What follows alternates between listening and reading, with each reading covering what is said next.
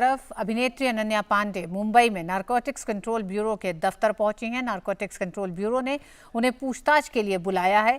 कल भी उनसे पूछताछ की गई थी। इस पर और जानकारी के लिए हमारे साथ जुड़ रहे हैं हमारे संवाददाता योगेश। कल भी अनन्या पांडे से पूछताछ की गई जिसमें उनके पिता भी उनके साथ थे। आज फिर एनसीबी ने उन्हें पूछताछ के लिए बुलाया है। कितनी अहम है आज ये पूछताछ और इस पूरे इस मामले में अनन्या पांडे की पूछताछ की अहमियत क्या है?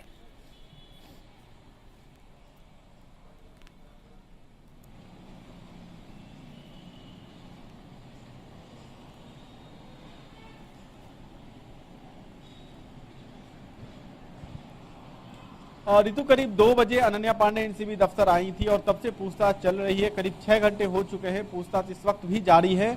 कल उनसे 2 घंटे तक पूछताछ हुई थी। हालांकि उनको सवेरे बुलाया गया था, लेकिन वो चूंकि देर से आए इसलिए पूछताछ काफी ज्यादा नहीं चल पाई। हम जानते हैं कि कल छापेमारी हुई थी उनके आवास पर और उसके बाद उनके जो इलेक्ट्रॉनिक संयंत्र हैं उसको जब्त कर लिया गया था, जिसमें कि मोबाइल और लैपटॉप जो है वो भी शामिल है।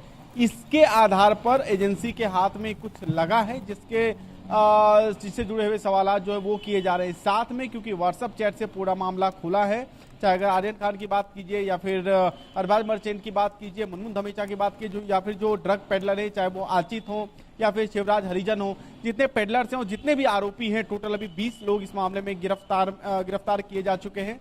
सबसे कहीं ना कहीं व्हाट्सएप चैटिंग के द्वारा एक दूसरे से कम्युनिकेशन में थे और इन सब ड्रग्स को लेकर बातें हो रही थी। उसमें अनन्या पांडे का नाम भी अब सामने आया है, जिसके बाद उनसे पूछताछ चले, उनके बयान जो है वो दर्ज किए जा रहे हैं। दूसरा सवाल आपने कहा कि किस तरीके से ये कितना महत्वपूर्ण है, अनन्या से पूछताछ जो है वो कितना रेलेवेंट है।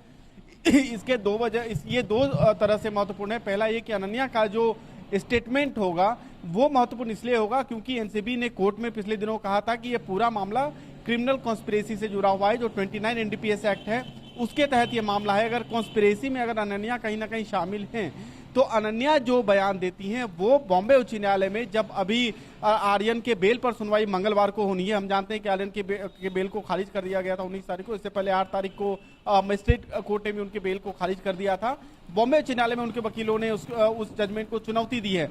तो जब बॉम्बे हाईकोर्ट में आर्गूमेंट होगा तो अनन्या पांडे जो बयान दे रही हैं हो सकता है कि उस बयान को भी वहां एनसीबी अपने दलील का हिस्सा बनाए। इसीलिए ये काफी महत्वपूर्ण होगा।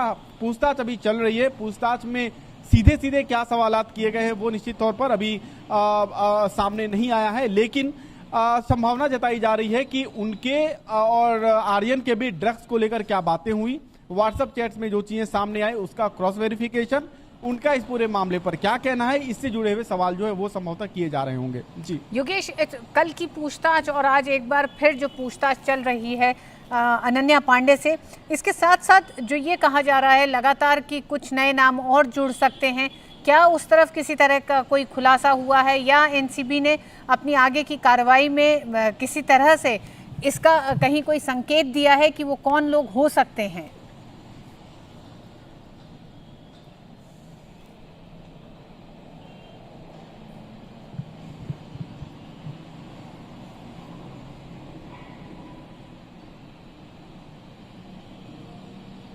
देखिए, एनसीबी की तरफ से पहले ही दिन कहा गया था, जब 2 अक्टूबर को ये पूरा मामला जो है वो लाइट में आया था, फिर 3 तारीख को गिरफ्तारियों का दौर शुरू हुआ, फिर गिरफ्तारियां एक के बाद होती गई, तो तभी एनसीबी की तरफ से कहा गया था कि ये बहुत ही व्यापक जांच है, बड़ा जांच है, बड़ी जांच है और ये सब सिर्फ उसका एक सेगमेंट है, एक छोटा सा हिस्सा है। क्योंकि अगर आप शुरू से ही देखेंगे तो जो एसएन प्रधान जो कि एनसीबी के डीजी हैं, उन्होंने भी कहा था कि एक बहुत बड़ा रैकेट है जो कि ऑपरेशनल है और ये रैकेट का ये लोग हिस्सा हो सकते हैं। लेकिन अभी जो पूरा सोर्स है वहां तक पहुंचना जो है वो एनसीबी का टारगेट है, क्योंकि एनसीबी का जो चार्टर है उसमें भी ये कहा गया है कि जो आपूर्ति है उसको बेसिकली जो है क्रैक डाउन करना वो उनका चार्टर है। तो अभी इसमें और नाम सामने आ सकते हैं, इसमें कोई दो राय नहीं है कि नाम इसमें सामने आएंगे। जिस तरीके से नए नए नाम सामने आ रहे हैं, व्हाट्सएप चैट जिस तरीके से रिट्रीव किया जा रहा है इन आरोपियों के मैसेजेस को, उन सब के आधार पर इन सब चीजों से इनकार नहीं किया जा सकता कि कई बड़े नाम जो कि पर्दे के पीछे हैं वो भी आने वाले दिनों में जांच के दौरान सामने आ सकते हैं। एनसीबी को जो कोर्ट में जो एनसीबी की तरफ से आर्गुमेंट कर रहे थे additional solicitor general Anil Singh, उन्होंने भी न्यायालय में कहा था कि ये सब बड़ी कॉन्स्पिरेसी का हिस्सा है। कई सारी बातें कोडवर्ड में की जाती थी जिसको डिकोड किया जा रहा है।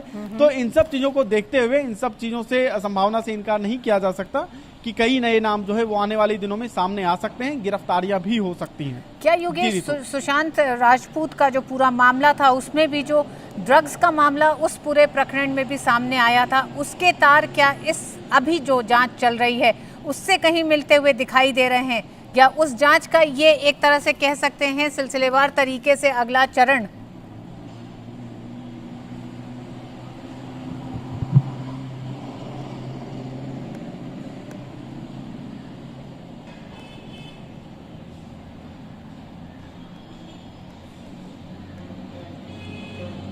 देखिए, मुझे लगता है कि अभी जांच काफी शुरुआती चरण में है अगर इस पर्टिकुलर सेगमेंट की बात करें, क्योंकि बैक टू बैक इन्वेस्टिगेशन कई सारी चली है। अगर आप सुशांत सिंह राजपूत की मौत के बाद से देख लीजिए, जिस तरीके से उसके बाद इंटरोगेशन शुरू हुआ था, कई लोगों को गिरफ्तार किया गया, बॉलीवुड की कई शीर्ष अभिनेत्रियां थी जिनको एनसीबी ने पूछताछ के लिए बुलाया।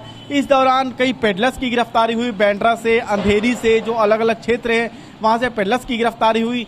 पेडलर्स जो हैं वो मुख्य रूप से जो है आपूर्तिकर्ता होते हैं, जो कि आपूर्ति करते हैं। तो कई सारे पेडलर्स ऐसे हैं जिनसे एक दूसरे का क्लू मिला। इसमें 2 फॉरेन नेशनल जो है उनकी भी गिरफ्तारियां जो है, ताजी गिरफ्तारियां, जो मैं 20 लोगों की गिरफ्तारी की बात कर रहा हूं उनमें 2 फॉरेन नेशनल भी हैं, एक नाइजीरिया का भी बंदा है। तो इन सब लोगों के तार जो है वो उस केस से जुड़े हैं या नहीं जुड़े हैं, मुझे लगता है अभी जांच चूंकि काफी व्यापक है इसीलिए इस पे कुछ कहना मुश्किल है। लेकिन क्योंकि ये पूरा एक नेक्सस है, तो नेक्सस में एक आरोपी दूसरे आरोपी को जान रहा होगा, ऐसा प्रिज्यूम या ऐसा एज्यूम करके चला जाता है। तो इसलिए मुझे लगता है कि सेपरेटली इसको नहीं देख के, जैसा कि एनसीबी एजेंसी ने भी कहा है कि इसको आइसोलेटेड करके नहीं देखा जाना चाहिए किसी भी अलग अलग आरोपी को, चाहे वो आर्यन हो, चाहे वो मुनमुन धनीचा हो, चाहे वो अरबाज मर्चेंट हो, चाहे वो अचित कुमार हो, चाहे वो शिवराज हरिजन हो, या फिर जो अभी नई नई इंटरोगेशन चल रही है, इन्वेस्टिगेशन जो इंक्वायरी चल रही है अभी, इन सब चीजों को अलग अलग ना देख के एक पूरे नेक्सस को, कॉन्स्पिरेसी को उस तरीके से देखा जाना चाहिए। एनसीबी ने न्यायालय में भी यही बात कही थी। जी, बहुत बहुत शुक्रिया योगेश इस पूरी जानकारी के लिए इस विषय पर।